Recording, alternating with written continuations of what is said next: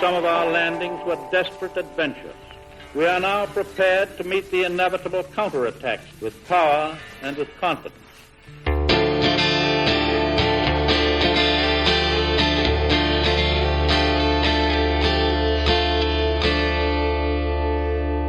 My name is Gary Butterfield. My name is Cole Ross.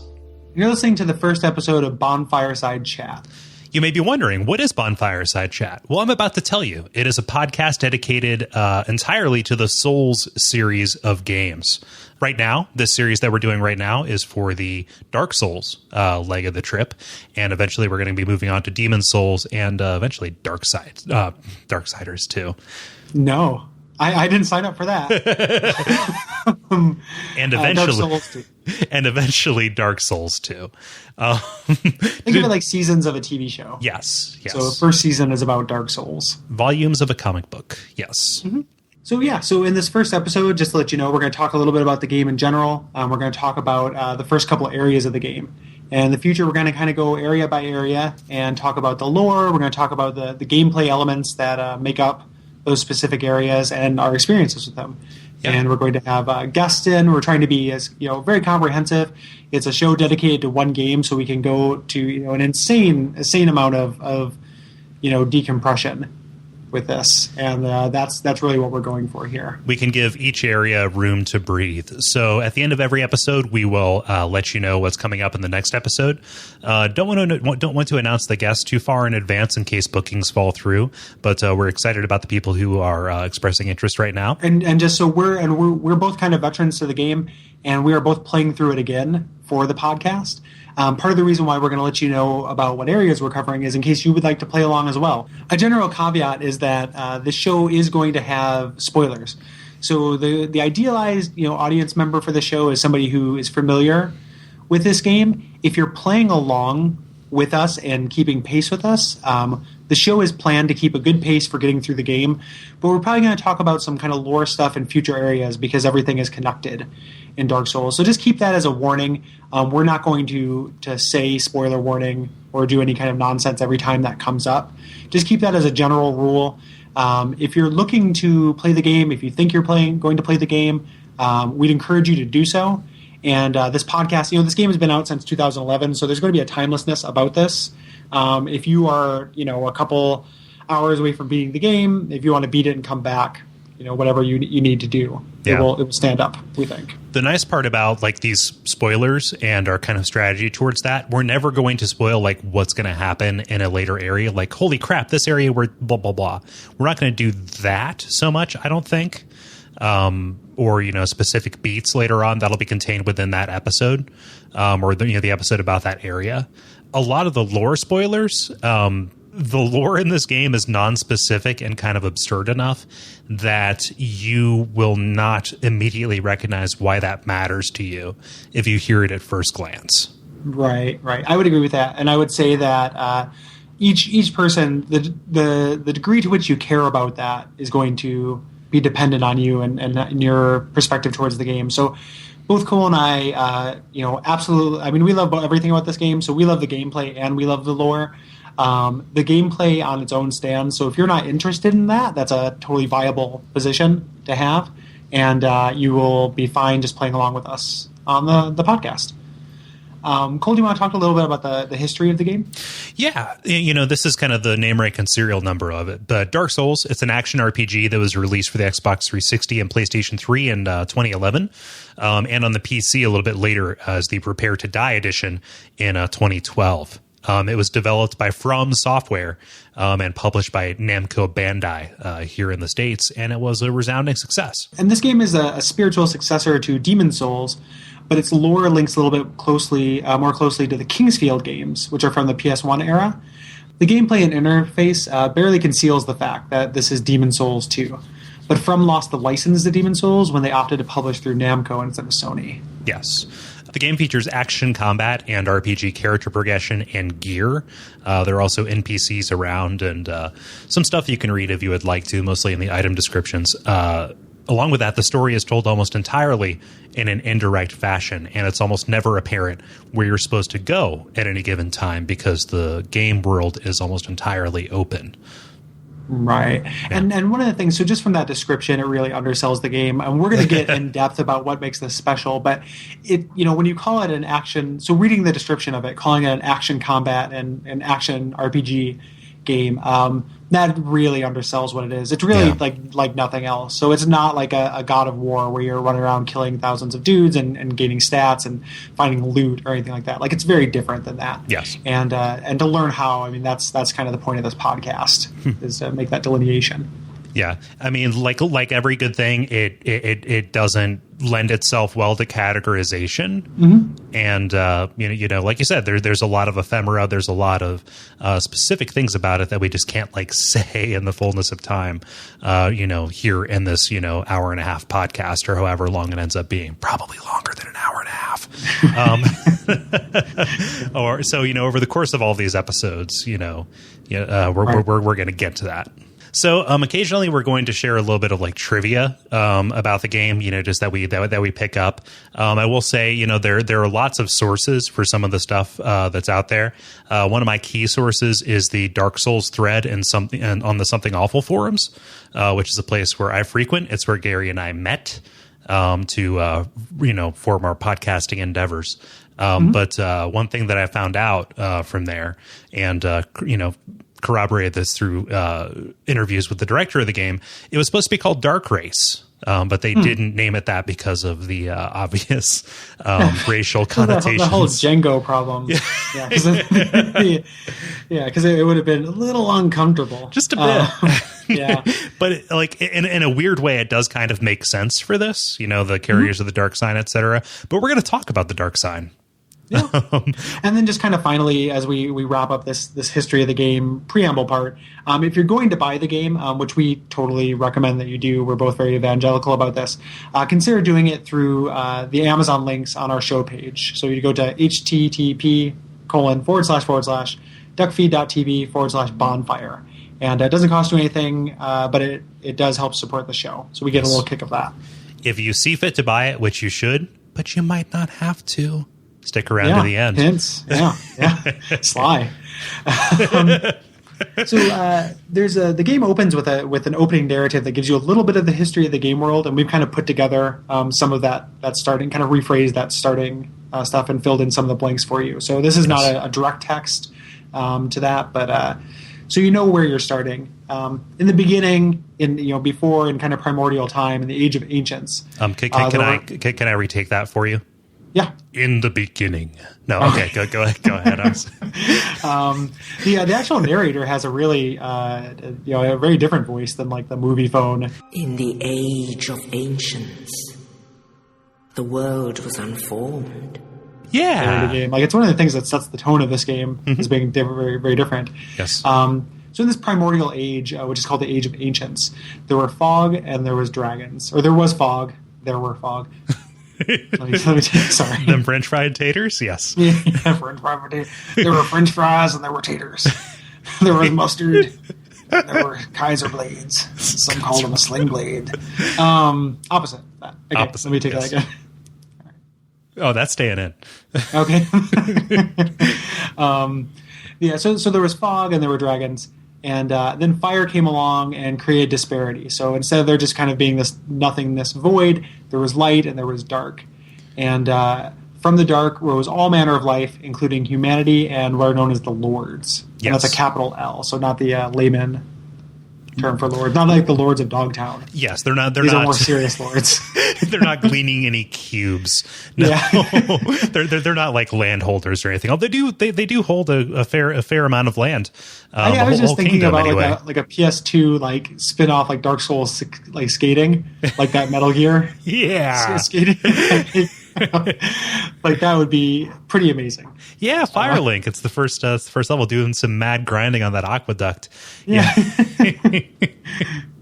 God, I love the story in this game. At first, I hated it. I thought that this opening cutscene was just the worst thing, but I love it now. Mm-hmm. So these lords, and like it's unclear exactly like what they were before, because like everything came out of this dark, but they found souls in the flame.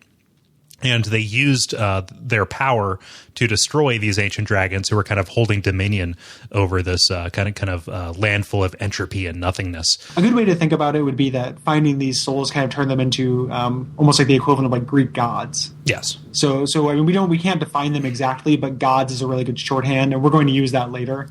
Yeah. During some of the areas. So think of these as similar to like Greek gods. Yeah. The most prominent race that actually found these were giants, but that comes up later. Just kind of like gigantic people.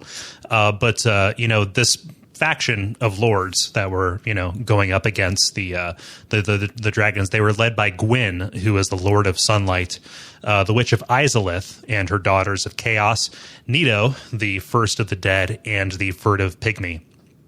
A massive war was waged against these dragons, and it was actually made successful by Seath the Scaleless, a dragon that defected from his brothers to join the lords. Mm-hmm. And this brought about a new age. So we're no longer in the age of ancients. We're in the age of fire, which was ruled over by Gwyn and his lords in his kingdom of Lordran. So this is kind of like a Renaissance period. And, we never see this in its prime, but I assume this would be similar. There'd be people walking around. There would be civilization. This is this is regular life. Yes. And we never quite get that. Were you going to say? I was going to say, like, prosperity kind of seems to be the order of the day, at the very least for the lords themselves. There's some stuff to be said about like the social structure of at least Lordran. Right. And some of the surrounding kingdoms, but yeah, that was like the world at its peak before it moved on. But where we come to it, this first flame is rapidly dying, and the world is covered in darkness. So time and continuity, everything is becoming murky, and the world is literally falling apart, even chronologically. Yes, falling apart. And in addition to that, there's a plague called the Dark Sign that's spreading across all of the world's kingdoms. People who are afflicted with this, it looks kind of like a circle that's on fire. They will rise from the dead over and over again until they turn hollow. They can collect these things called humanity, which will allow them to kind of stave off becoming hollow. But before that, actually happens, for most of them, they are locked away in asylums in order to protect those who are still technically alive. Mm-hmm. But there's a prophecy that says that one specific chosen undead will make a pilgrimage to Lordran in order to ring two bells and learn the true fate of the undead as kind of a race. Yes. Or a dark race, as it were.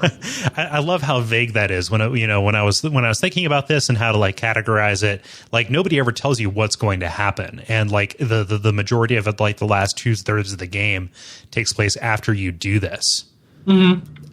And it's mostly about like finding out what these forces have in store for you. So like what you don't know is that like is that spoilery?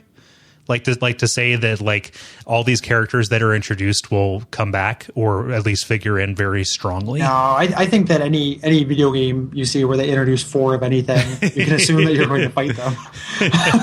There's Mylon, there's Rubicante, there's yeah. I mean, they're clearly bosses of some kind, and it's one of those things that I love about the elegance of the way that lore is handled in this game, where knowing that doesn't necessarily matter, because even knowing you're going to fight them, you still are left to puzzle out why and what these specific characters' motivations are, and you can spend a lot of time digging and finding out their surprisingly deep backstories and histories and everything. So knowing the specifics of things doesn't matter as much as what you're going to discover on your own if you choose to. Or what conclusions you're going to draw from those things that you discover. I'm sorry I interrupted you, but that is the huge thing for me.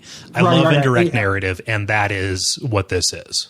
And when they leave it, a lot of things in this game, I mean, the community has hugely come together, and Dark Souls lore, like if you search that on YouTube, you're going to find tons of great examples of people who have just done tons of detective work. But what's interesting is that there are very few definitive answers. So, and we should probably add this as kind of a writer.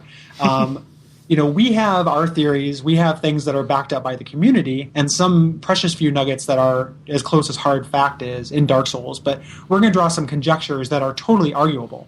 Mm-hmm. So if you disagree vehemently with something that we say and you had a totally different interpretation, let us know.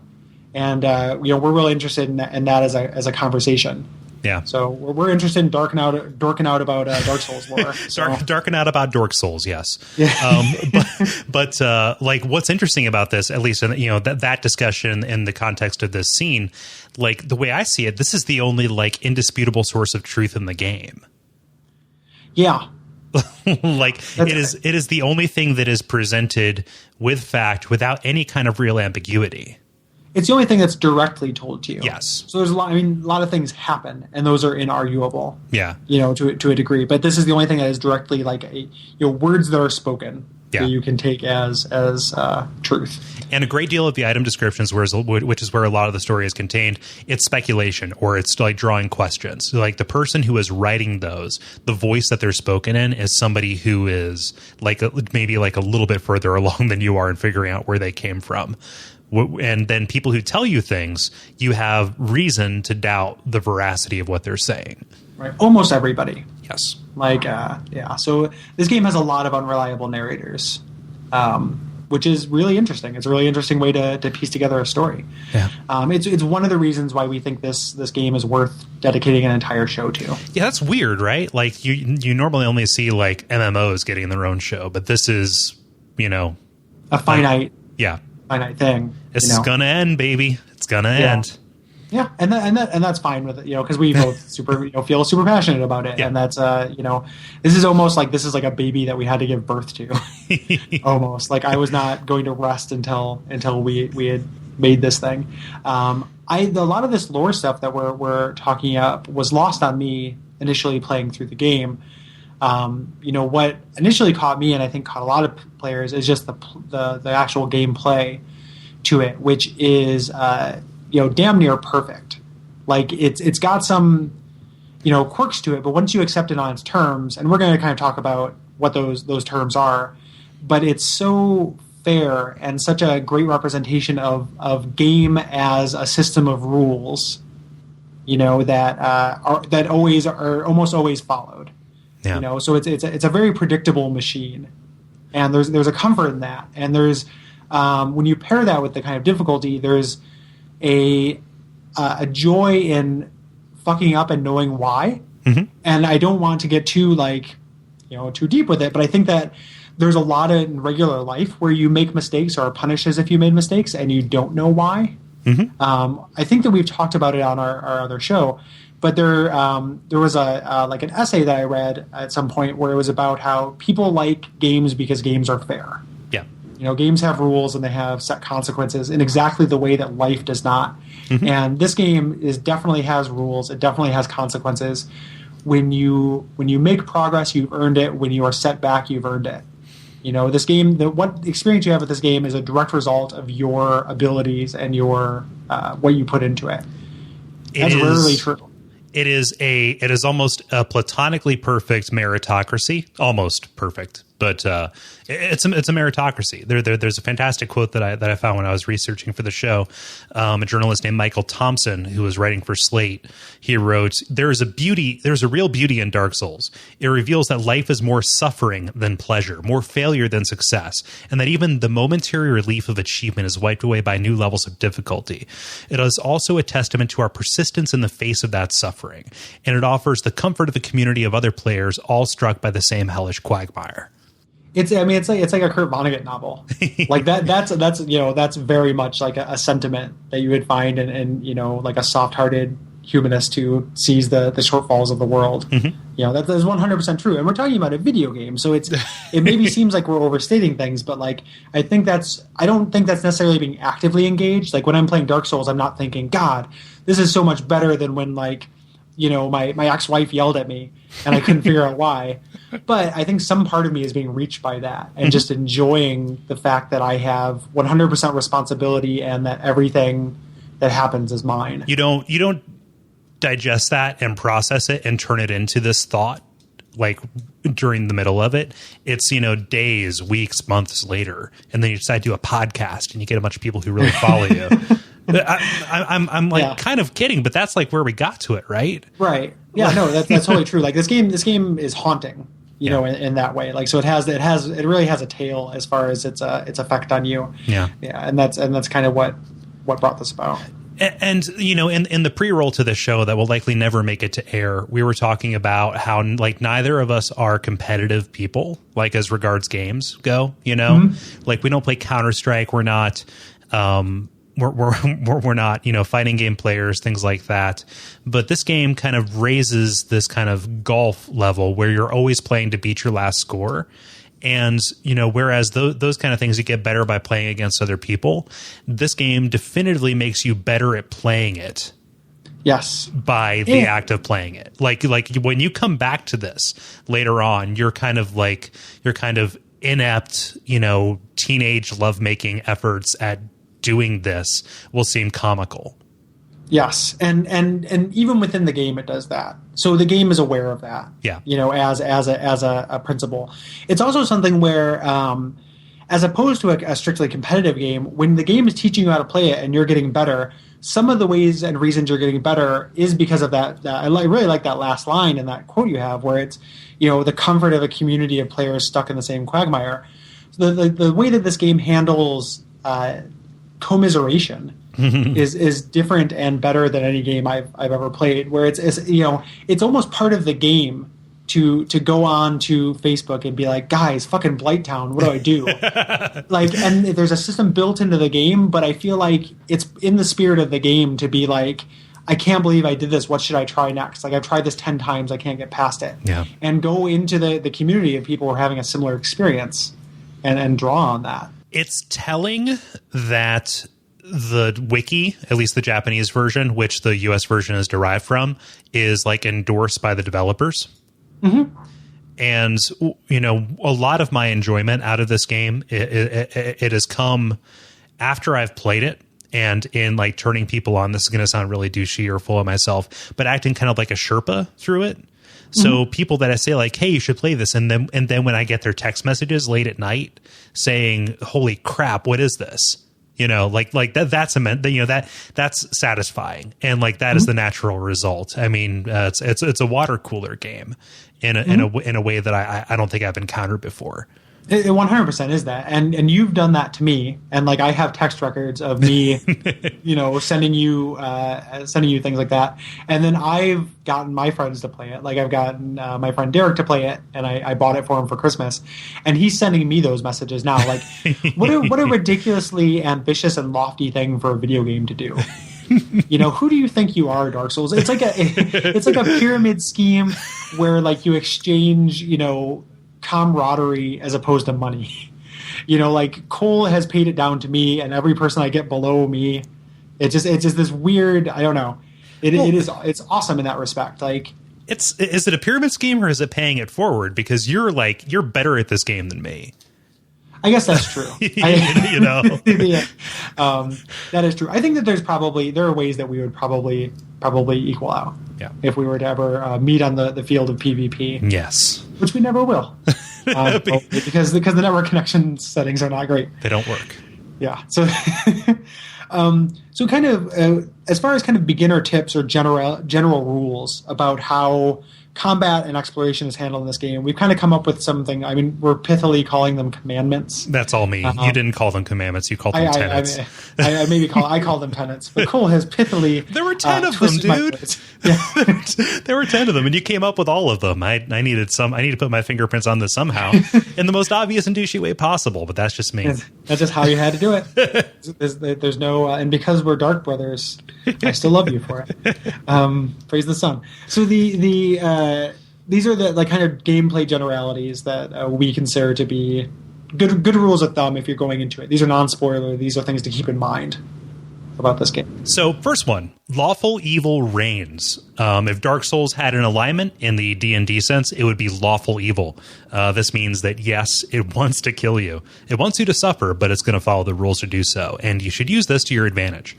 Yep. Dark Souls is not cheap. So like when something happens, you can reliably think it's going to do it again. If you observe something, you're probably going to be able to observe it repeatedly. So it's following the rules. Yes. So if you follow the rules, and there are actually opportunities where you can use that against the game, which is really interesting. Yeah. But it follows the rules. And it makes sense for us to like break this up into areas too, because there are different areas with different rules, and there are some areas where the rules are broken, and we can call that out, and it's very self-contained. Yeah. One of the things, so the shield is mightier. Keep your shield up. So it is going to save your life, especially when you're entering into unknown territory. One of the reasons why when you replay this game and you feel this sense of mastery is because you know where everything is and you can run through areas. Whereas my first playthrough of it, I walked into every area at a snail's pace with my shield up. Mm-hmm. Because that's you're taught to do that. The game teaches you this as you're playing. Yeah, and that's why it's very satisfying to play as somebody who not dual wields two hands a sword like a gigantic thing, because you are operating without a safety net. Yep. Whereas before you were timid in raising it up, but you shouldn't feel bad about being timid because there's reason to be, ample reason. Mm-hmm. Yes. Commandment number 3: trust your sunbro. That is the term for any co-op partner that you have.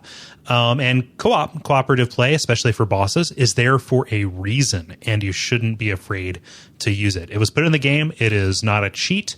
It is obvious. There's an NPC who explains how it works to you. You should do it. Yeah, there's no dishonor in it, and you're not putting anybody out. People who come to help you are getting hugely rewarded for it. They can only do it voluntarily because they want to.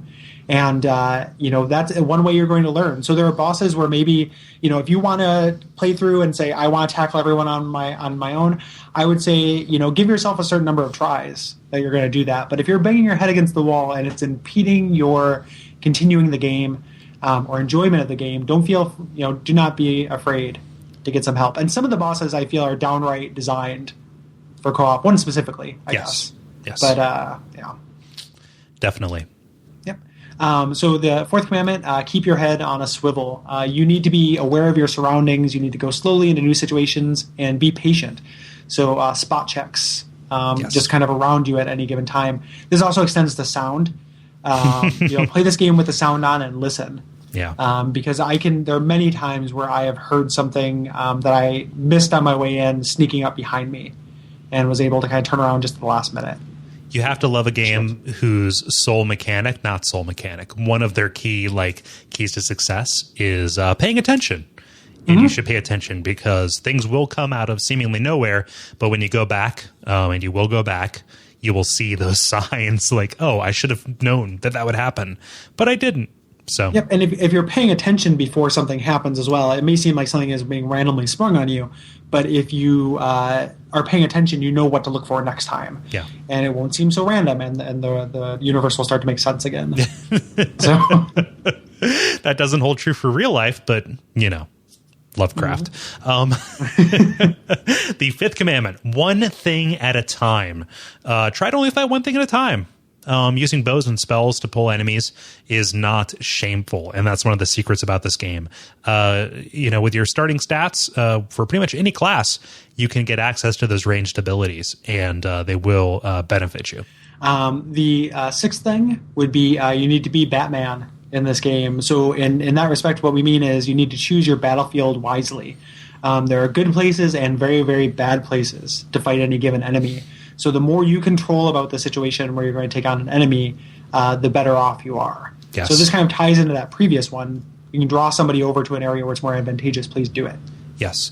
And knowing that and knowing your weapon moveset is a really big part of that, because the combat is almost entirely about managing your distance between you and the enemy, and also knowing when to run away and make a tactical retreat. Mm-hmm. Yes. The 7th commandment is thou shalt not kill. Killing NPCs is a bad idea unless you know that you won't need them anymore. It's really, really easy to start fights that you can't finish this way, and they will stay pissed off until they die unless you do a very specific and very expensive thing to absolve your sins. Right. The game communicates how important this is by making it such a pain in the ass to undo it. So, and it's interesting because there are characters that there are advantages to killing, but until you know those things, you need to be sure, treat it like real life. You need to be sure you want to kill somebody before you do it. And, the hollow that is swinging a torch at me, I know I want him dead. The dude just chilling by a fire, I don't know anything about him. I'm going to give him the benefit of the doubt until I know otherwise. Yes. So, eighth commandment, attachment is death. So do not cry over your lost souls or lost progress. So you are going to lose large quantities of souls, but you will get them back. It's not that difficult. Mm-hmm. It's also smart not to carry a huge balance of souls. So because of that, if you can spend them on things, if you have things to buy or levels to gain, do it. If you can't, then don't worry about it. Yeah. If it's not a boss or a mini boss, it will come back. And you will get to know the best runs to make to get souls if you are going to grind or farm. And that's there. And the nice thing about the bosses and mini bosses, they're generally scaled to where beating them will give you enough to level up. So you should always be leveling that thing up. Mm-hmm. What is the highest amount of souls you've lost, Cole? 80,000. 80,000. Yes. Pretty good. I think I'm at 60. Is the most I lost, but it was so frustrating that I designed the rest of my playthrough to never lose that many again. Yeah. So it was the very definition of a Dark Souls moment where I'm like, well, that's a mistake I'm never going to make again. It was 80,000, but I needed 95,000 to level up. Oh, geez. Exactly. So some of these rules, they kind of break down when you get to the later areas, but they're going to serve you well through like 95% of your time in this game. Let us see here. Commandment number 9, vitality and endurance uber alles. It is never a waste of souls to upgrade vitality or endurance. If you don't know what to level up, if you're not shooting to use any particular kind of equipment, one of those things will help you because it will give you either more health or more stamina. And on that equipment tip, you need to keep your equipment in mind whenever you're upgrading. Everything has an equipment. The best equipment has very stringent requirements. And that equipment is actually more important than your stats. On the opposite end, though, so you can't really fuck yourself over here. So if you can use a weapon, that weapon can serve you until the end of the game. Somebody online has done a challenge run with it, so you can do it. If you find something and you've leveled up, one of these stats like vitality or endurance a whole lot, don't worry about it. Just kind of make better decisions moving forward. In the beginning of the game, you don't really have the context to know what other stats you want to get because you haven't been exposed to very much of the equipment. You don't really know how they impact your abilities. But vitality and endurance are useful for any build. So in the beginning, that's definitely what you want to concentrate on. Finally, there is no dogma. Find what works for you. And if something doesn't work, try something else. What was it? Einstein overquoted. Definition of insanity, trying the same thing over and over again when it doesn't work, right? Mm-hmm. And that pertains to taking different approaches to a thing. It also pertains to trying, as we mentioned in the earlier rule, like trying to break the rules of the game. Like there are ways that you can outsmart outsmart enemies that feel like exploits, but really like whatever works in this. Like there's nothing wrong with that. Like the challenge runs, the kind of going through this game to prove something to yourself, those can be for later playthroughs. Yeah. On your first playthrough, though, whatever works, and keep searching until you find something that does. Yeah. Opportunism rules everything. Yep. So keep those things in mind, and we can't guarantee that you're going to live, but we can guarantee that you won't live. Oh, but, yeah. I mean, you will die multiple times, but those are things that we've kind of come out with hard and fast lessons, like things I wish I would have known. Exactly. As a young boy. Oh, man. said the senior to the freshman. So this game does have a beginning, and so talking about the specific areas, that's the general stuff. And if there's more like general things, we will talk about them as we kind of go over. But that's the crash course. That's 101, and we're going to back those up with specific examples too. Yes, as they came up, just kind of underline them. As we mentioned before, we're playing through the game again for this. So just a little bit about character creation, which surprisingly matters a little bit less, or a lot less, than it does in any other game of this ilk. So you have kind of a robust selection of character classes, but you are not locked into anything. Yeah. The only thing it really determines is your starting equipment and whatever kind of spells you would have available to you, which can make a difference in that early run. Mm-hmm. But there is nothing that you can't do from that start. For my first playthrough, I kind of played through as a medium knight who dabbled in a little bit of everything. But for the show, I wanted to try out sorcery because it was something I had no experience with in my first playthrough. So I rolled a sorcerer. His name is Gary and Cole, so I get to watch Gary and Cole's adventures through Dark Souls. Yeah, my first playthrough, I rolled a sorcerer who eventually got enough strength to, wield his Zweihander with one hand. So that's something that I'm noticing and watching other people's playthroughs is that your first character ends up being a generalist. And that springs from the opportunism. So that we both got those and a bunch of other people that I've seen, that's going to happen. But my playthrough here, I'm actually, I rolled a deprived named FDR. The namesake of the inspiration for the, the fireside. Yes, you get it. Yes. You guys took history class. Yeah. Quoted in the intro and outro to the show, by the way. Oh, I spoiled the outro. Oh no.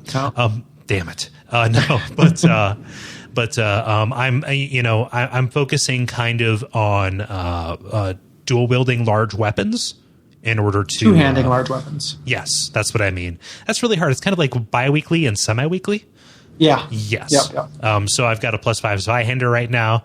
That's the big ass sword that you can find. And I'm not sure I'm going to go with it, but the nice thing about the deprived is you start with really well-rounded stats, and you can more than anybody can go anywhere except you start out naked and with a club and a board for a shield. I would not actually. I think that the deprived is a bad choice for your first playthrough. Yeah. You do start out with high stat levels, but you also start out at a high soul level, which just means you have less customization. Yeah. So the more you level up in this game, the more experience it takes to level up. And starting out as a depraved is kind of it's a good thing for either a challenge run or for a playthrough where you know the game really well and you could go in a couple of different directions. Yeah. Kind of the default noob class is the pyromancer. Yes. And there's no shame in it. I call it noob. Noob does not mean there's no negative connotation to noob in Dark Souls. Yeah. The pyromancer starts at soul level 1, and I'm actually concurrently with this rolling as I'm trying to do a level 1 run through of the game with a focus on PvP. So if you see somebody level 1, rolling around in that there undead parish, that's probably me. What's his name so people can look out for him? Oh, gosh, I forget what the name is. Oh, no, his name is Gangston. Yes. Gangston. Okay, Gangston checks in. Gary and Cole has been known to do some sunbrowing, so you may end up being helped out with the boss fight, the gargoyle boss fight. I'll just say it. That's not a spoiler. Until I can move on. I also did try to make a sunbrow specific character, which I killed the main sunbrow in the game and was a lady and wore his armor without pants, and then used an upgraded whip as a sexy party solaire, and tried to do a bunch of sunbrowing as sexy party solaire, and got summoned a couple of times, but it was so useless against any bosses.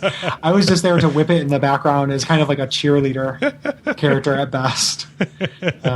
So that character has been abandoned. Whip it good. But, yeah. I did an interstitial playthrough of the game to try to do a high strength character as well. Mm-hmm. So this marks my third complete playthrough of the game. Yeah. So I have experience with that as well. Dirty secret: I've never beaten the game. Yeah, that is a dirty secret. My first character, I never beat the final boss, who I won't say who he is right now. But not because he couldn't. It's just because he wanted to explore more of the game, and there's a finality to beating it that we'll talk about in 6 months. The other big choice you have at this point is choice of gifts, which. And this is a real common internet kind of spoiler for this. And really it's relatively irrelevant, but like if, the master key is a real good gift. It allows you to skip some nonsense areas, allows access to some, powerful items from the beginning. It's real good. And it's mostly good because the other items that you can get are pretty shitty and can be found relatively early in the game. Mm-hmm. So... Yeah, there are a couple of classes of those. There are some that just kind of give you a couple of stat boosts, almost not stat boosts. Like one increases your HP. Don't believe the Tiny Beings ring when it says it restores your HP a little bit at a time. That is not true. Not true at all. My very first playthrough, I got that because it sounded so cool and so useful. But luckily, that character was doomed from the start, and we'll talk about that guy in a couple of areas. Yeah, because that was a funny situation. There's one that's only useful if you plan on talking to a particular NPC, and there's one that just has no use at all. Yep, but the developer hinted that it was the most important item in the game and was just trolling us. He's a and liar. has admitted to it. Yes, he has just lied. Be wary of liar. Be wary of Pendant. Utoi, or not Utoi. What Miyazaki? Isn't it? Yeah. What is this? Yeah, Miyazaki. Miyazaki. Yep. Be wary of liar on that one. So yeah, are we ready to start the game, so to speak? Yes, we are. And you start out in a bitchin' prison. Yep, called the Northern Undead Asylum.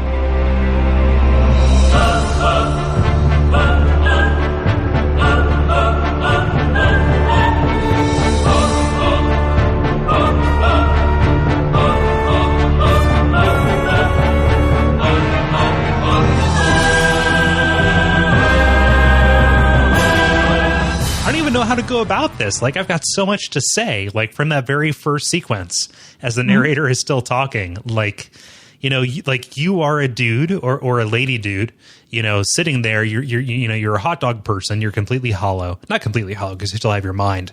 But you look like the Mr. Show sketch where David Cross has jumped into the pool of acid to kill himself after listening to the Titanica album, Yes. where he's made of wet cigars. That is what you look like. You're gross. Yeah. Like, Yeah. fine clothes. Kind of the thesis of this area, you know. So each area we're going to kind of talk about like a thesis or maybe an overriding statement if we can find one from the area, and then kind of talk about the lore and then some highlights. And the thesis of this kind of is setting the tone for the game. Like, this is going to hurt. Like, you are going to die. Things can kill you. They're dangerous, but they're also choices that you're going to be making. Definitely. And like, those choices might not be like apparent. You know, we talked about how character creation doesn't really matter, but it's more on the kind of the micro level of like, do I fight this thing? Do I run? You know, both could be equally wise. One of them is more wise than the other, but the other one kind of has a reward that might or might not be relevant to you. Right. Yeah. So why don't you get started a little bit with the lore of this area? Yeah. I have kind of a massive brain dump here in our notes. I don't intend to like go through this entirely, but it's there as kind of like a way for me to process these thoughts. But you know, we can only assume that this asylum is in the kingdom of Astora, which you'll find out, you know, later on. There are these places around Lordran, and everybody is kind of like gravitating towards this place because it is you know, the homeland of their former god. Everybody kind of seems to worship the sun and Gwyn, and in the dying light of the world, they are trying to find this particular sun.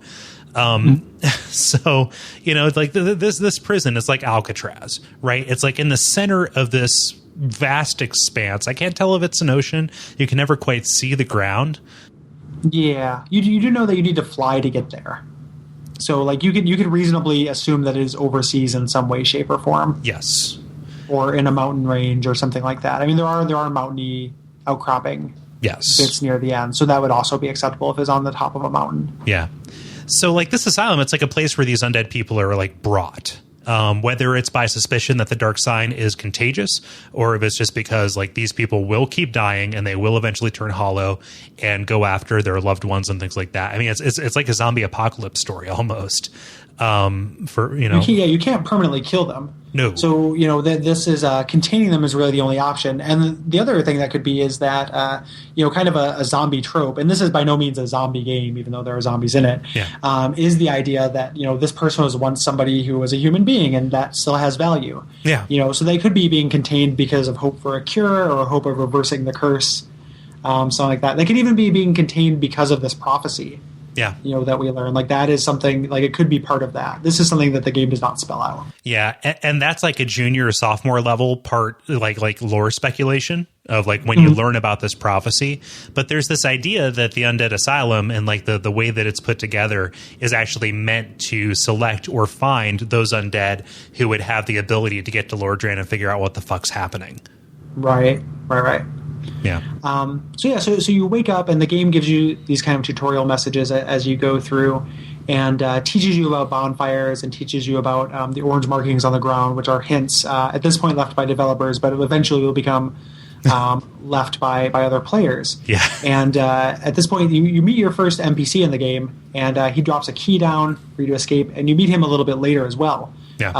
Am I sequence breaking? No. Like, I mean, we're this is a little bit fast and loose anyway, but he does. Like, you know, at first I thought that the person who dropped the body in there was somebody like dropping off another hollow, but like looking at it again, he's wearing the elite knight armor. So he's either somebody from Astora, or more likely he is this knight who you meet later. You know, who helps that's out. my guess, because the knight who you meet later is the one who tells you about the prophecy. So he has a vested interest in, you know, he's placing a lot of bets on who could be this person who's going to fulfill the prophecy. Mm-hmm. And you are clearly not hollowed yet at this point.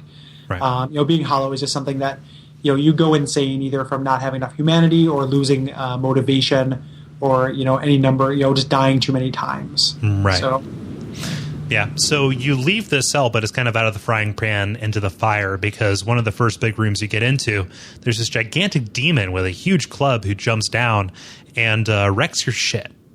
Yep. And trying to fight him at this point, you have no equipment. You just have the hilt of a sword. And that doesn't mean people haven't done it, because I bet you people have.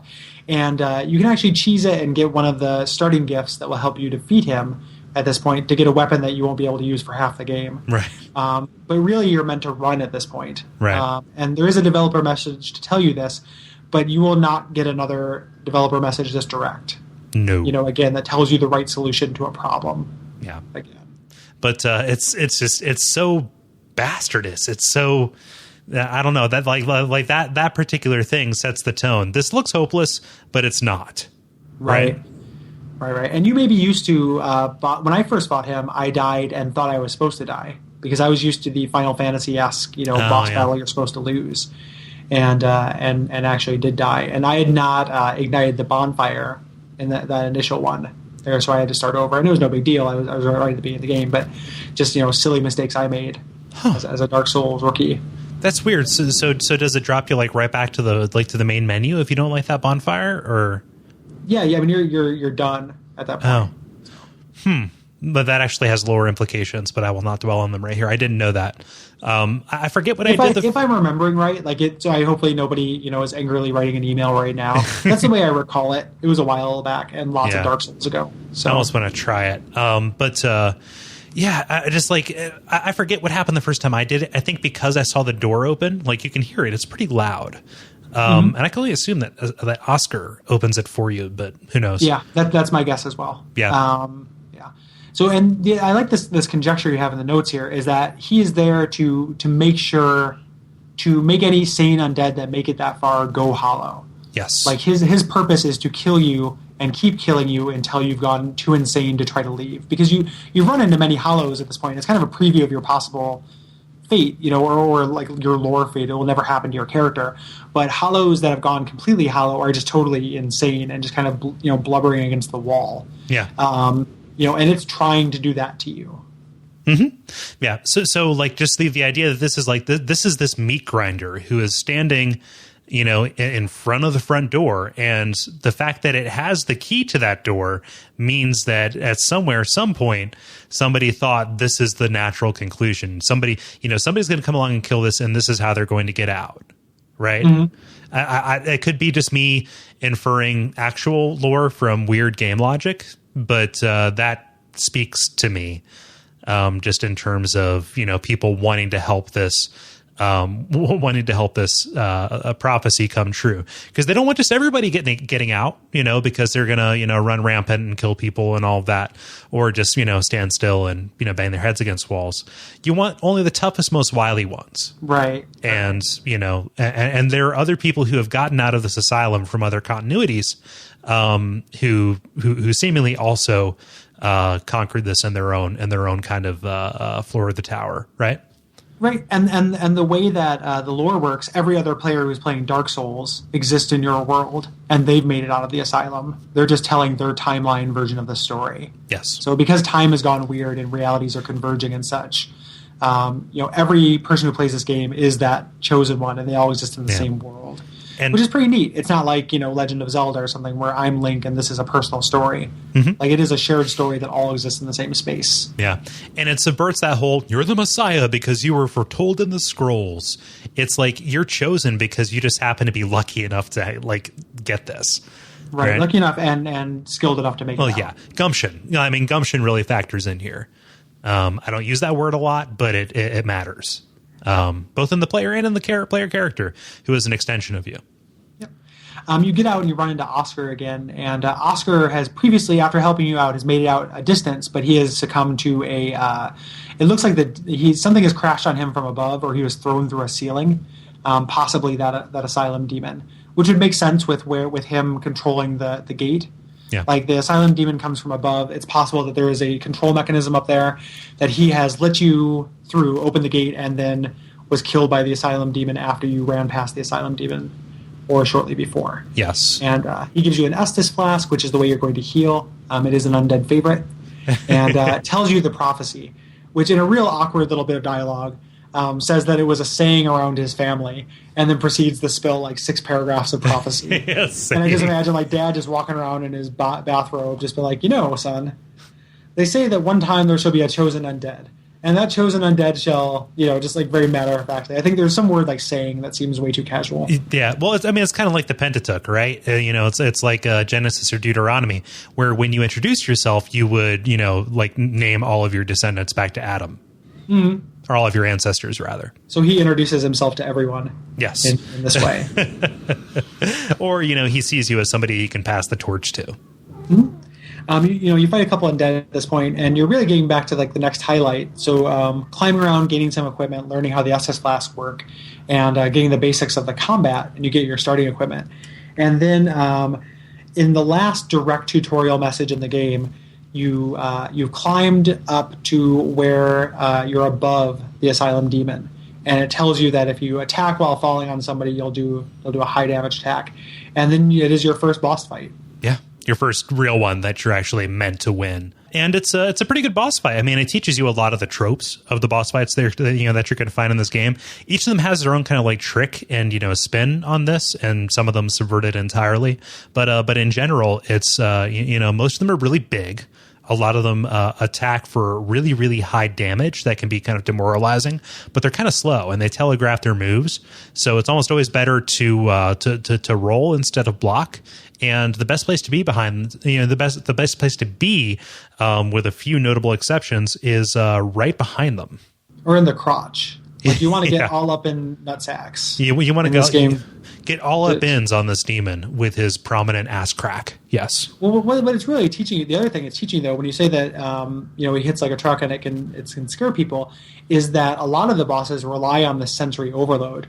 Like, it's notable that there's very little music in the game. Yes. So you're walking through this just hearing sound effects, and the music only pipes up in a couple of key locations and then at boss fights. So you're seeing something that could and maybe has killed you just a couple of minutes prior. It's almost the size of the screen. The music kicks up, and it's excellent and dramatic and really intimidating, and it's loud. And it's meant to, when he hits, he has this huge impact. Like, this is meant to intimidate you. Mm-hmm. Like, if this boss fight is about anything, it's about overcoming that. Seeing this thing that looks unsurmountable and was insurmountable, and teaching you that you can get past it.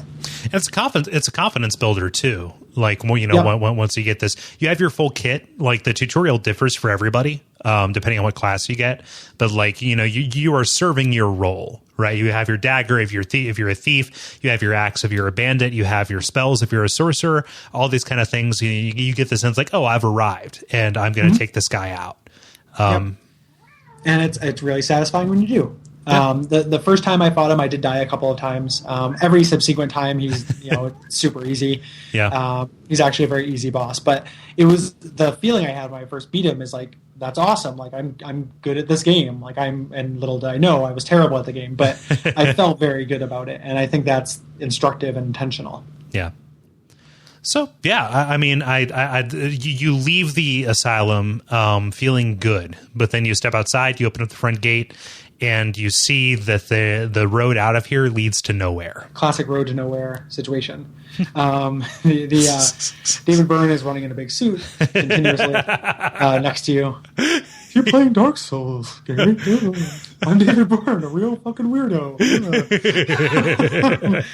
But a giant crow grabs you at this point and transports you to Lordran. And you have an interesting note in here. One of the deities in this game that is never directly encountered but is mentioned several times is Velka. And the kind of spirit or emblem animal for Velka is a crow.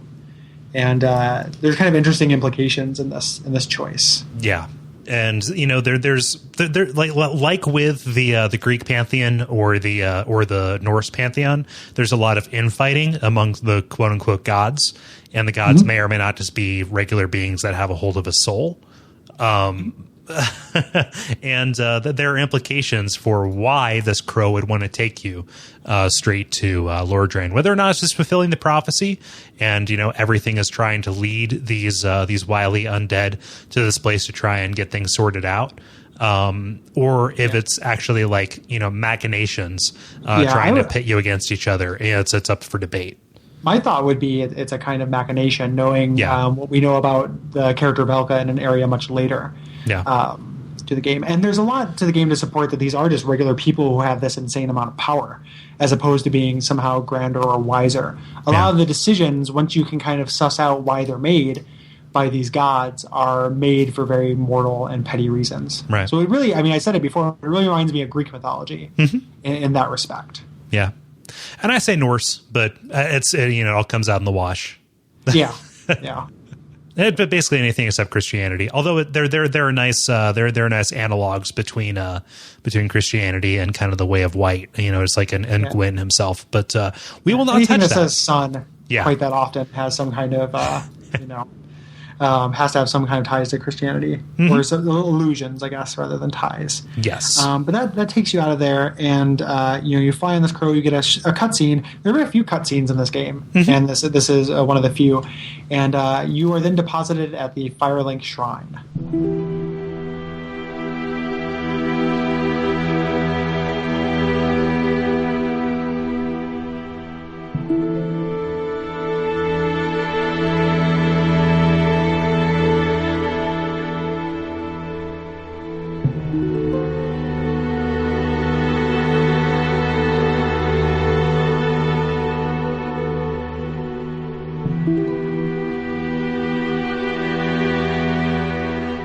And, the thesis for this area, at least the one that I came up with, Gary may disagree, you can feel free to, is that everything is connected, right?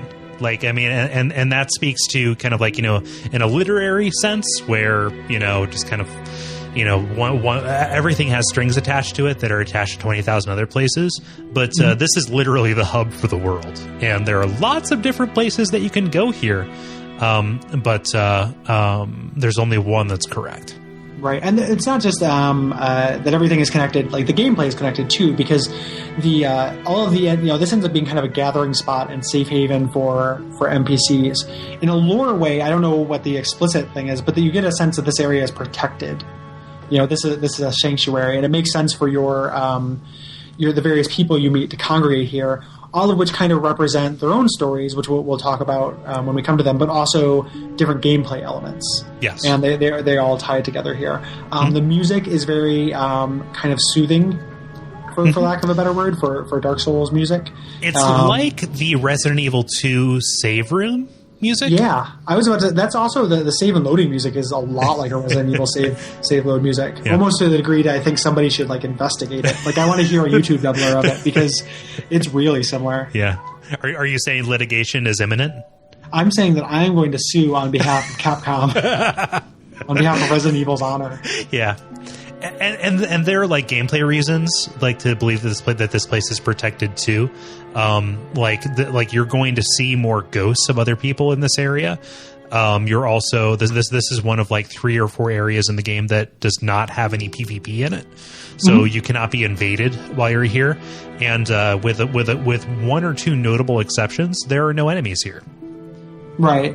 You can also the connection is awesome in that it's visual.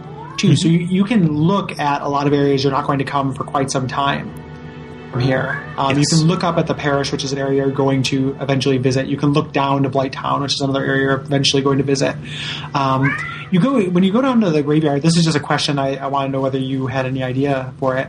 From the graveyard, you can look down and see a city that you don't visit in the game. Do you think that is just kind of areas of the Undead Burg that you can't get to? Because it's lower than that. Yeah, I mean, I like spatially below it. Kind of like how one of the major cities of this kingdom is like way above everything else. I get the sense that the Undead Burg, like which is what we're calling it now, is above Blighttown. Like everything is plateaus within plateaus. I get the sense, and that has a Norse mythology connection too that we'll talk about in relation to an area a little bit later. But this specific area, it's weird for them to take the pains to show you an area without you being able to get to it. Yes. And that's just an odd hiccup. It's not a hole in the game or anything like that. No. I mean, I like hints that there's this world that's existing around here, especially now that we know that there's going to be a sequel to this. I mean, there are kingdoms around, but you meet people from them, so you get a sense of their culture a little bit. Or at least like the people that are cast away from it or, leave it. But just like to see something that's just kind of like, there's that thing. I will never be there. It lends to a sense of mystery, which is something that I really, really love in a game. And this game has it in spades. Yeah. Architecture wise, it looks similar to like an Undead Burg. Yeah. So it could just be a city of similar or lower stature, given that it's lower geographically. Yeah. One of the things is you run into your first non-dying NPC, similar to Oscar. This man is not dying, who is the crestfallen warrior, and he kind of lays out your immediate goals. It's one of the few times the game tells you directly what to do. Right. In fact, I can only think that there are really only a couple of points. Mm-hmm. One kind of big one halfway through the game, and this one where the game tells you what to do next. And the Crestfallen Warrior, he's an interesting NPC because he kind of like lays out one of the big reasons why people go hollow. But, he's arrived at this place, well before you. And he says, yeah, you may have heard that there's one bell, but actually there's two. And you're probably going to die when you get there. Yeah, he's a real douchebag. Yeah. This guy's a douchebag. And I love this character's arc. Like the way it ends is really great. But my first playthrough, I attacked him because he was a douchebag, and I thought in my mind I was like, I'm going to sequence break the game and get some kind of I want this guy's armor or something like that. I don't know what I was thinking. But what happens is because he's right next to a bonfire, that's where you respawn. So I was continuously respawning with this hostile character who was way outside my ability to kill, and just kept waking up, getting murdered, waking up, getting murdered, waking up, getting murdered in this endless cycle that was kind of incredible. And had to restart that character. So you'd unsalted the earth. Yeah, absolutely. Like nothing could grow there. Now I bet you I could beat him at soul level 1. Yeah. But at the time there was no way. Like he's not even that tough. But why are you tempting me to like pick a fight with him with a soul level 1 character? Yeah, I want to tell everything that I fucked up and did. I want you to do. Is the idea. Yeah. Yeah, but there's another NPC that you meet here as well. His name is Petrus. He offers to let you join the Way of White, which sounds really good, right? How could that go bad? That's a covenant, and there's 9 covenants in the game, and they each kind of correspond to one of the Dungeons and Dragons classic alignments. Yes, and the Way of White is the lawful good one. He's a cleric. Yes. So if you join his covenant, he'll teach you miracles, which are like white magic in the game, just to put it into common terms. But this guy has a pretty interesting backstory, and is not what he seems. There's a stash of items near him that contain, among other things, cracked red-eye orbs, which are used to invade other players' world and kill them for their humanity. Yeah, and Firelink like has all kinds of these like hidden areas. Like one of the first things that I did in this game was kind of like find everything but where I should go. Mm-hmm. So I grabbed all that stuff. I went down to the graveyard where I was summarily killed by these skeletons. I will say that on that failed playthrough, I actually managed to kill a couple of skeletons, which was nice.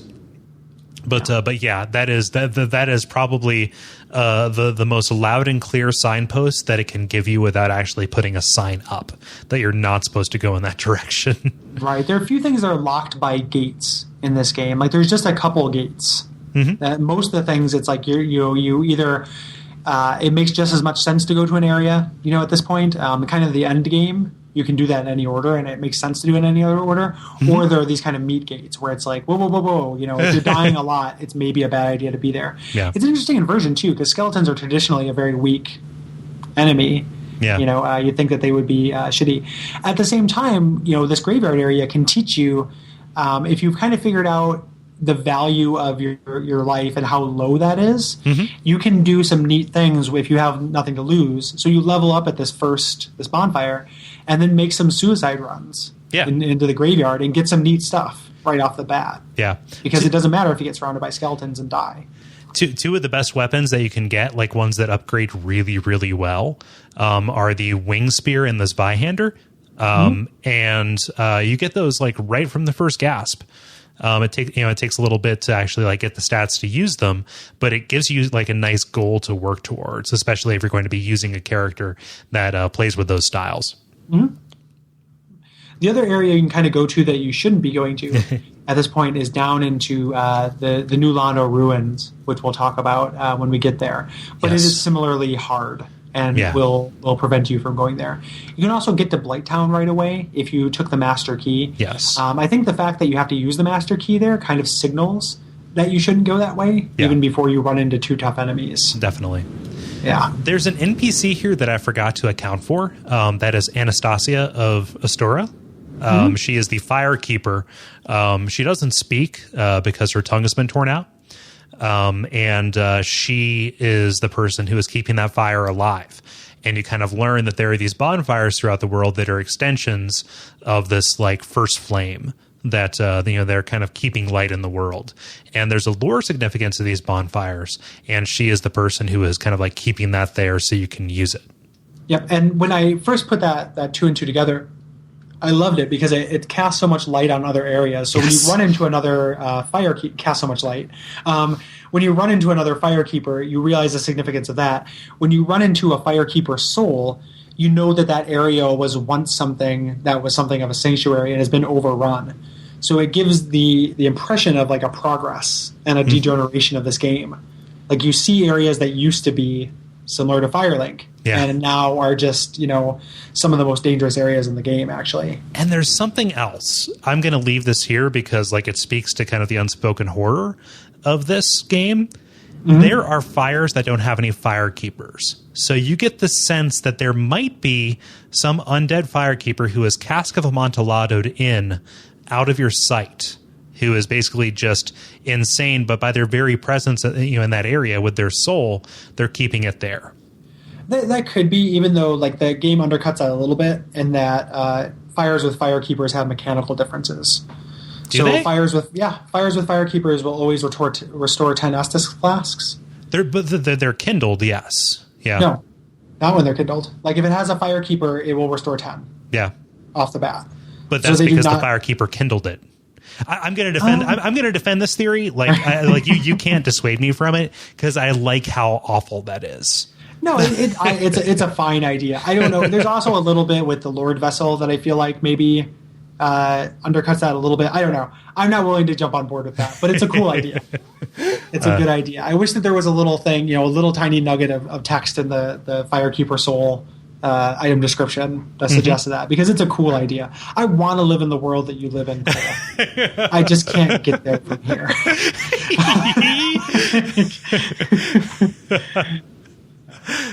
Oh man. So like if we go any further, we're going to get into the next area. Is there any final wrap up on the Firelink? We're going to come back here. We're going to talk about each of these NPCs that you run into in kind of detail, because they'll have really interesting backstories, including Petrus, but his story ends up being part of a larger NPC story. Yes. So that is why we're going to get to him. Just a brief word about covenants. Mechanically, the Way of the White gives you some real questionable benefits. Do you want to do that? Does that make sense to talk about covenants as we find them? Yeah, because I'm like on my first character, I joined it because I was like, why not? But and that's what you should do. Yeah. Don't feel bad about joining covenants. You're not married to it. You can leave it. And this one, if getting a miracle has a mechanical advantage, even if you're not going to play a healer. If you can get your faith up to, I think it's 12 or it's 10, you can use that heal miracle, which doubles the amount of healing opportunities you have, more or less. But this covenant out of all of them has the fewest material benefits. Yeah. So you're able to buy those miracles, and then if you're doing the online play, you're more likely to match with players who are in the good covenants. Yes. If you're in this covenant, and that's really all there is to it. The covenants have very drastically different levels of mechanical significance. Yeah, and there are different kinds of them too. Some like this are focused on PvP.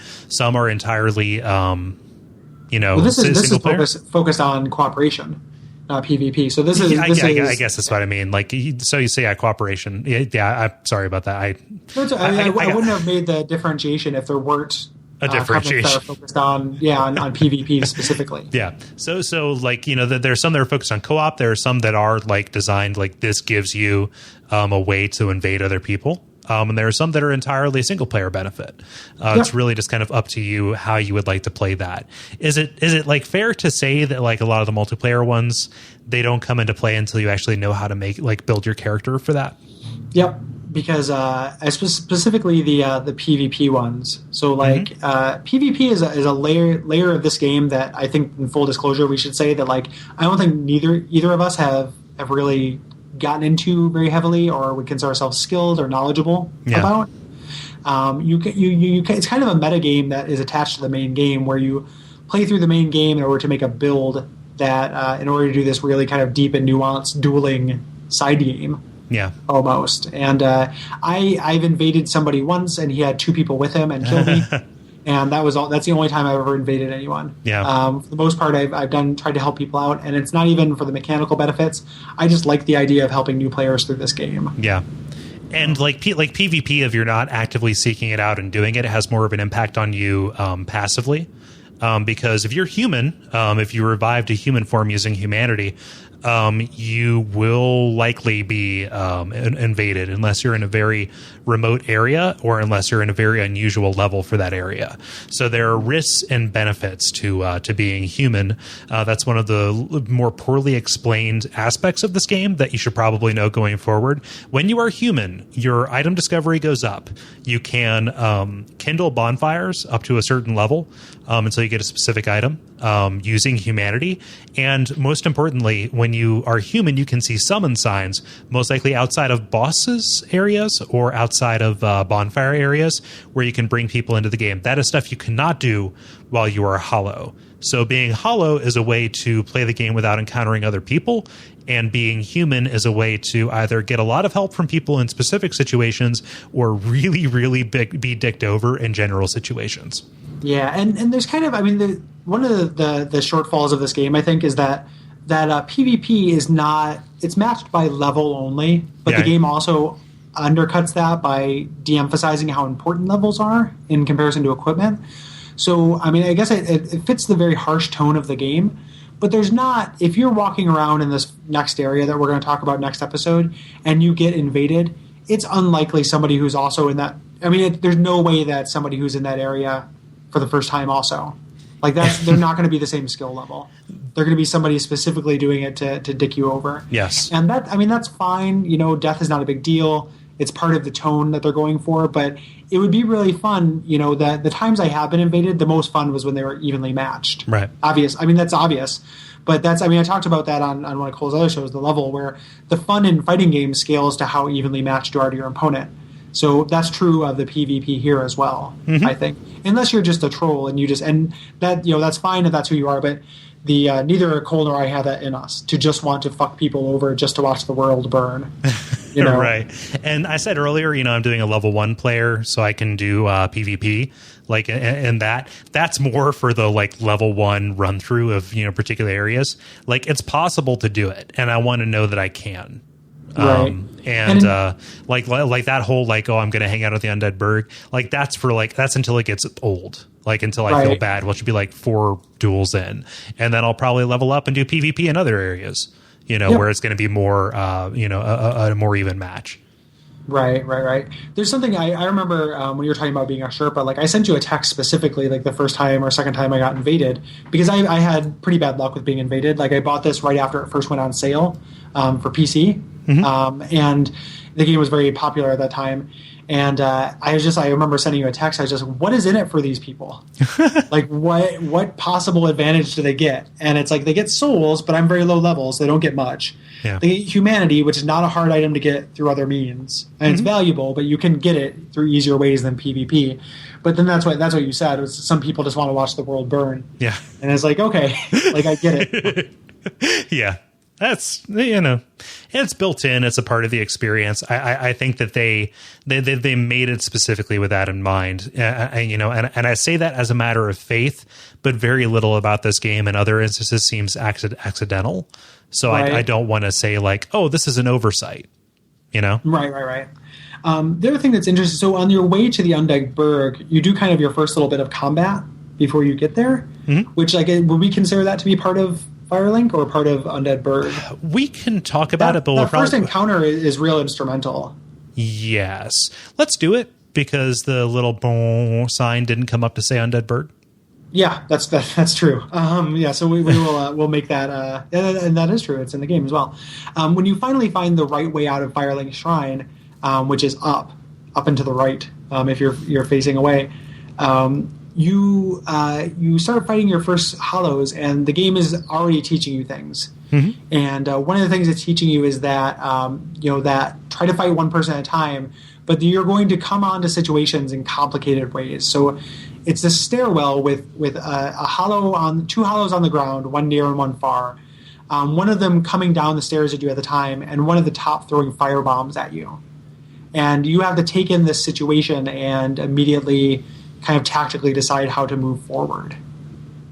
Yes. And moving forward too quickly will either get 2 of these hollows on your ass, or it will get you set on fire. And if you decide you want to rush up to take out the guy who's throwing the fire bombs, there's a guy with an axe behind him to punish you for that. Waiting in the wings. So, you need, this slow and methodical is the order of the day. And this encounter and one that's very early on in the next episode, I think, are the 2 best illustrations of that. But this one is the first one with the easiest enemies. You're not getting overpowered here. You just have to be smarter. Right. And like this also has the benefit of teaching you about picking your spots too, because there are height differentials, and the people who can throw, they can throw further when they're at, on top of you, or they get more mileage out of it. It's easier for them to hit you, etc. And it's also very, very narrow. So if you're counting on being able to flank, it is incumbent upon you to mind the gap, as it were. And also, if you decide that you want to use that to your advantage, you can just kick fools off of the cliff. Yep. If you press up and your weak attack, you will do a kick, and it helps with people who have shields. It gets their shields down, and if they're standing next to something they can fall off of, you just got yourself some souls. But yeah, I think that probably about does it for that area, and almost this episode. Pretty much, yeah.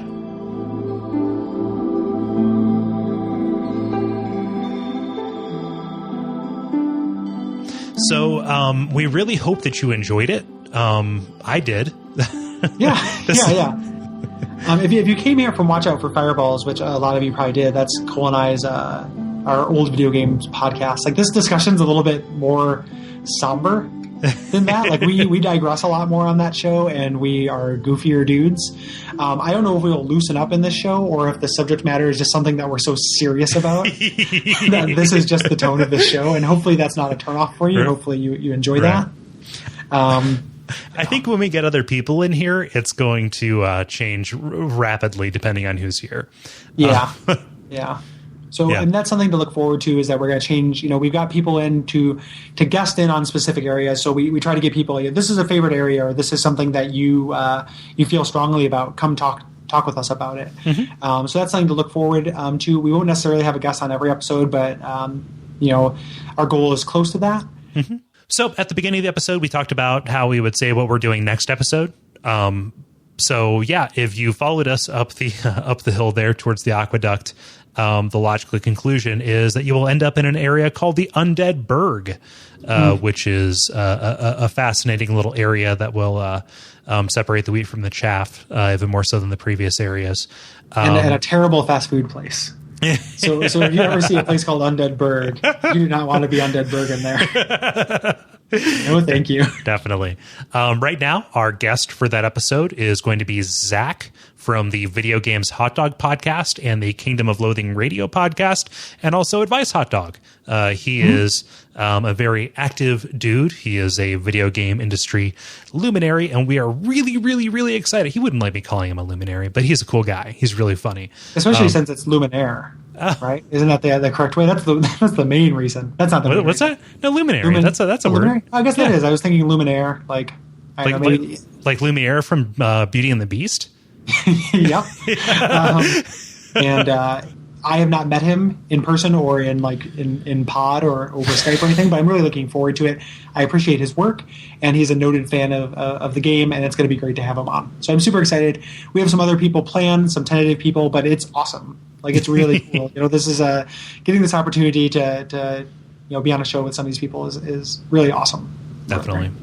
In the meantime, if you do like this, there's some things you can do that are huge. Like, first up, this is like the make it or break it time for podcasts. This is huge. This is us at our most vulnerable.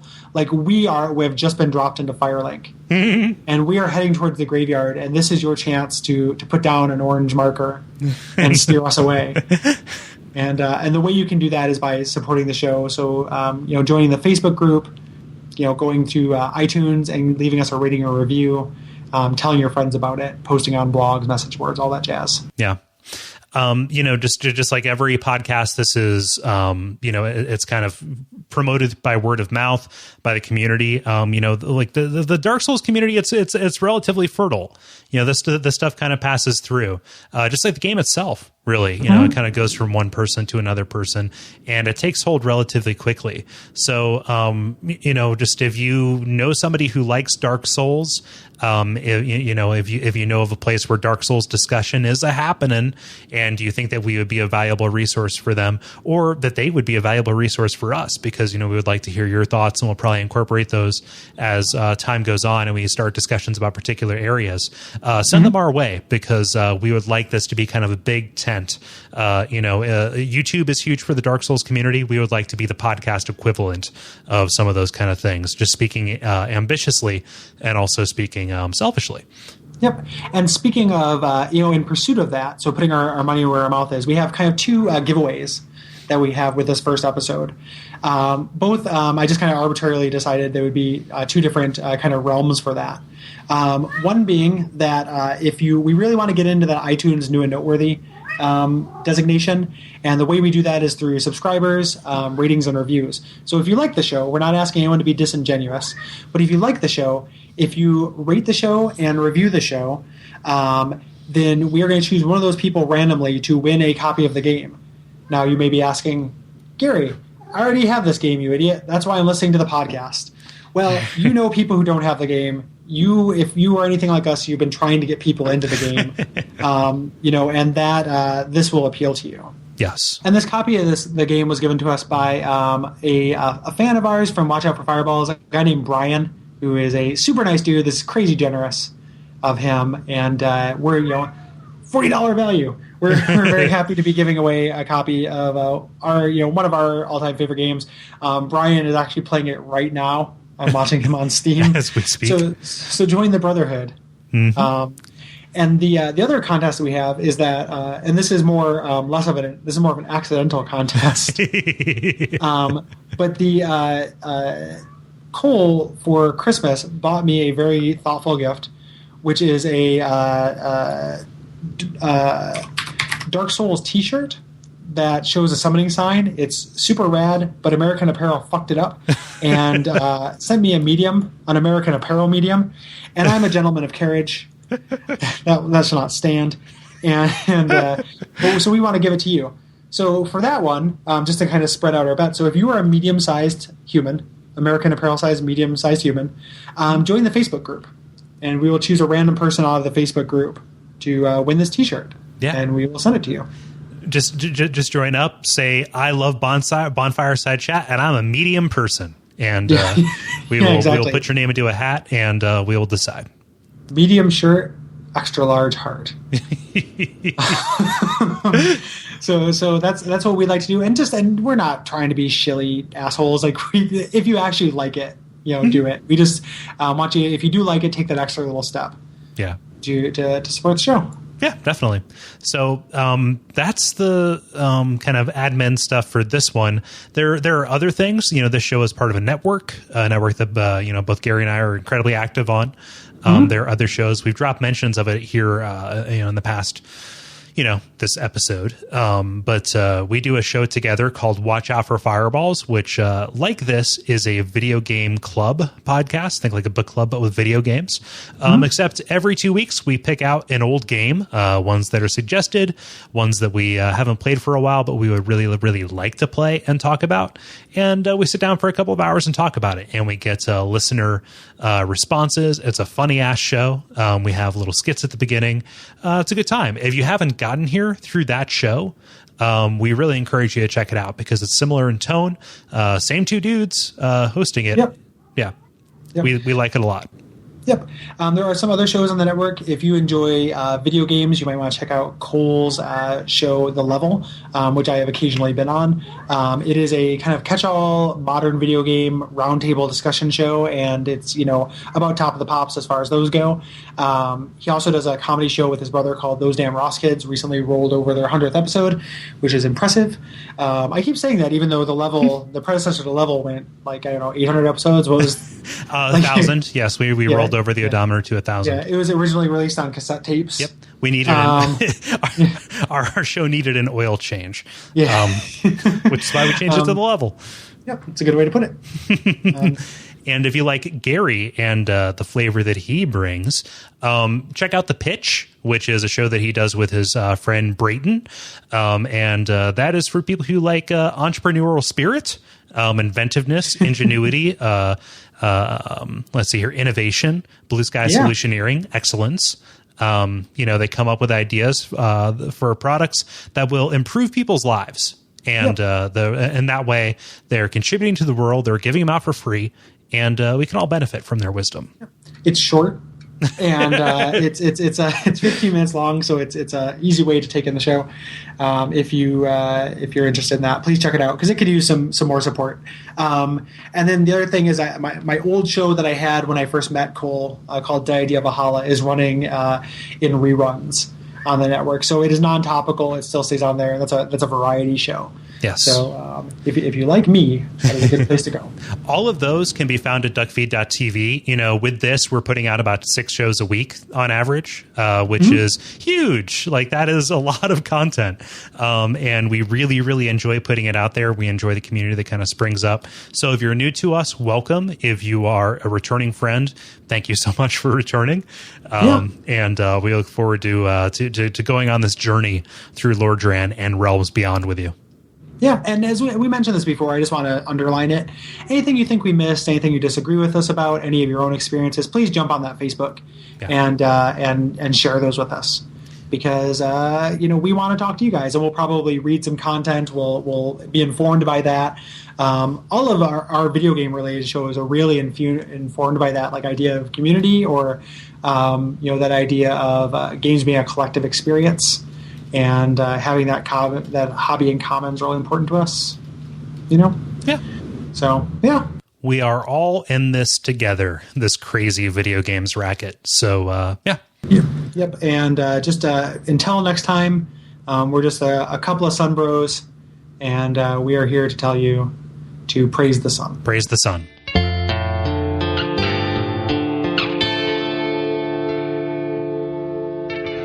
And we all pray that we will have far more soon.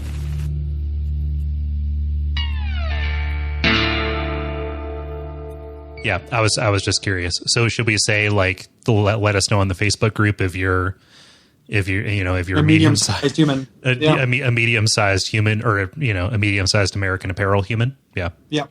Okay. It almost it fits me. It shows off my tits too much. Yeah. No, that's the problem with American Apparel, honestly. Yeah. So titty shirts, man. Titty shirts for men. What they are. They expect all of us to be like grotesque, European. These grotesque Europeans. Yeah. With Iggy Pop physiques. Look like beef jerky on legs. Look like you're hollow. Yes. Yeah, exactly. Iggy Pop is definitely hollow. Oh, yeah. He's gone hollow years ago. Here comes Johnny.